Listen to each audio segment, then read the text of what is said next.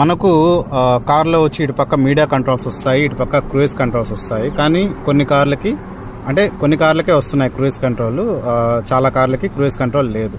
కానీ చాలామంది ఒపీనియన్ ఏంటంటే ఇది అసలు వేస్ట్ ఫీచర్ అనే దాంట్లో ఉన్నారు జనాలు.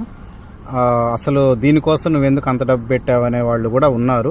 కొనేటప్పుడు కూడా ఎందుకన్నా అనవసరంగా వేస్ట్ క్రూయిజ్ కంట్రోల్ అనే మాట కూడా నేను విన్నాను ఒకరిద్దరి దగ్గర.